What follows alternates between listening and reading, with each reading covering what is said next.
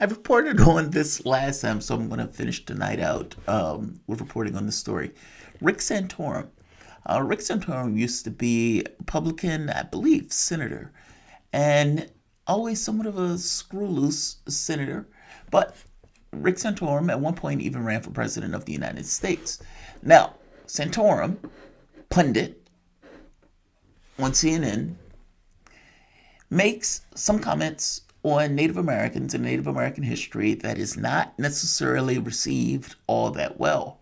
So much so that CNN brings him on to get raked over the coals and to give an apology. And in the apology, he says some racist shit in the apology that is worse than what he said in the initial commentary. So CNN has basically fired Rick Santorum. He belly flopped the apology. And after belly flopping the apology, and like I said, saying something that was more racist in the apology than even the initial comment, CNN, I'm going to show you how this took place. And I'm going to show you what I mean when I say belly flop the apology. I'm not going to keep the video long, but I do want to give just a brief rehash. Rick Santorum, this is your life, at least over the last several months. Welcome to the Soapbox.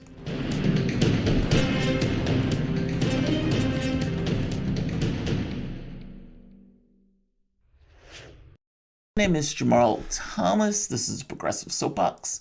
Guys, if you dig this content, please like, share, and subscribe. You can always support this content through PayPal or Patreon. Also, make sure your notification is set so you can basically make sure you receive these videos and a notification for these videos. So, right here, this is Santorum. This did not go over well. From nothing. I mean, there's nothing here. I mean, yes, we have Native Americans, but candidly, that there isn't much Native American culture in American culture.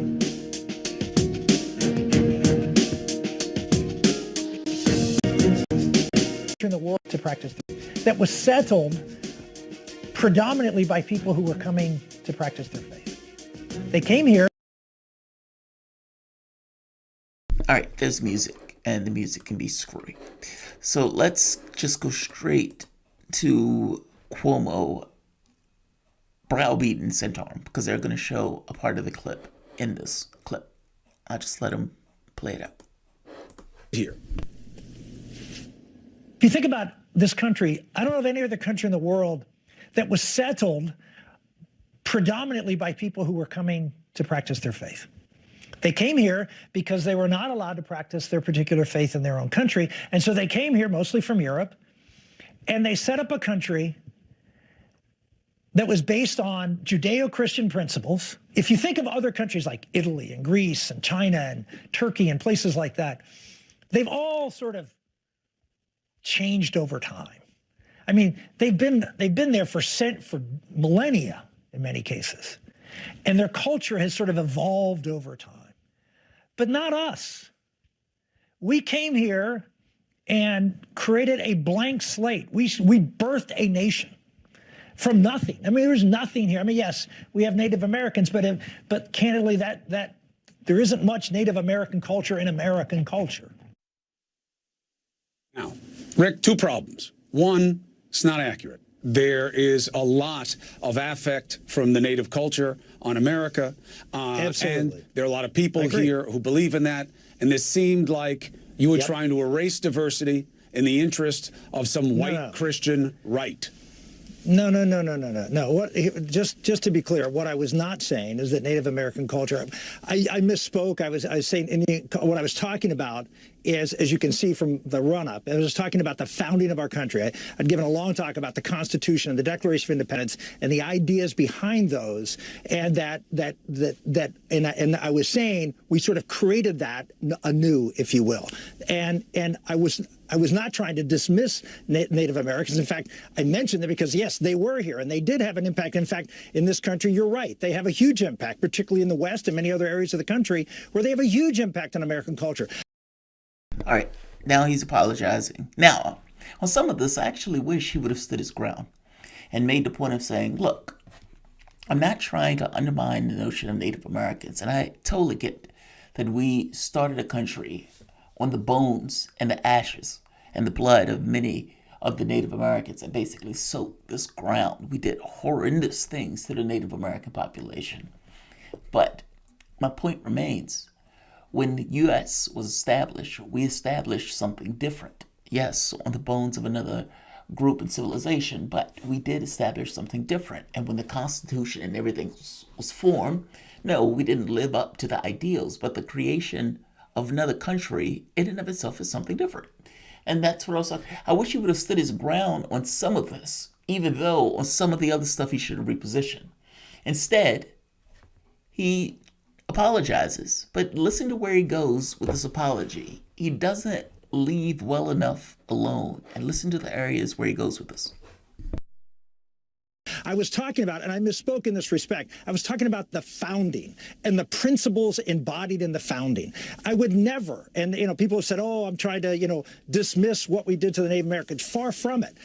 The way we treated Native Americans was horrific. It goes against every bone and everything I've ever fought for as a leader in the Congress. I believe, as our founding document says, that we are endowed by a Creator with unalienable rights and that we are all equal. And when we treat people as other or less than human, that's when every country gets into problem. We did it with the Native Americans. We did it with respect to African Americans. I believe we're doing it with children in the womb today.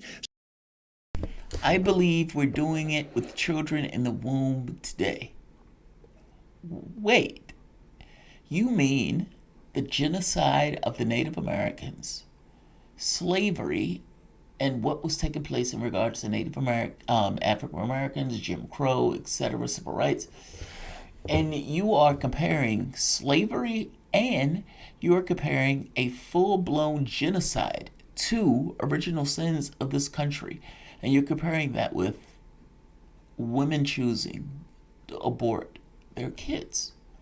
The wild part about this is the moment that those kids are born, the Republican Party wants nothing to do with those kids and believe that the entire and the sole responsibility for that kid belongs entirely to the mother and not necessarily a society, despite the fact that he wants the society to have some say-so in whether or not that kid is birthed. He wants that mom to not have choice and is comparing mom's right to choose with genocide and slavery. That's what Rick Santorum is doing. And that's what he is doing in an apology. This is not me putting words into his mouth. He's the one who added these three items together in conversation and say, I believe that abortion is akin to genocide and slavery. That's what I believe. But I apologize for the other stuff. That's a weird apology, Rick. And, to make an apology and to put your own ideological bones in the apology. Look, a woman's choice or a woman's right to choose to do what she wants with her own body is not akin to slavery, nor is it akin to genocide. And it is somewhat of a ridiculous and ludicrous point that you are making here. And on some level, I can see why CNN fired you. People have been pushing for you to be fired for a very long time. Here's the catch. I don't think Rick Santorum should have been fired over this. I mean, if you want to say he's incompetent, fair enough. But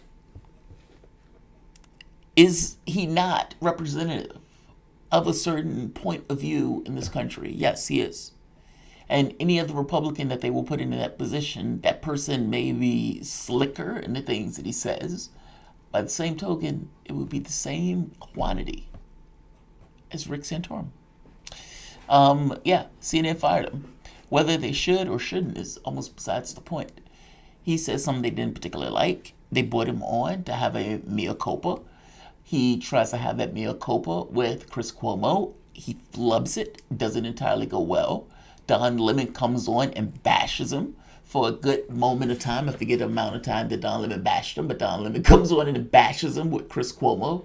And this is their way of trying to bathe him in the fires, to clean him of sorts. It's like, okay, he says something he didn't like. All right, let's bring him back and let's rake him over the coals. Let's publicly flog him. Just publicly flog him. And after that, the public will forgive him. Well, not so much. And for CNN's case, again, not so much. Rick Santorum is no longer with CNN. Yep. So, CNN senior executive told HuffPost that the network quietly ended its contract with Santorum this week. The executive, who requested anonymity to speak openly, said the decision to cut ties with Santorum came after he went on one of the network shows, Cuomo's Primetime, to explain himself shortly after he made his racist comments. He blew it, said the executive, and after that, nobody at the network wanted to keep him around. Quote, leadership wasn't particularly satisfied with that appearance.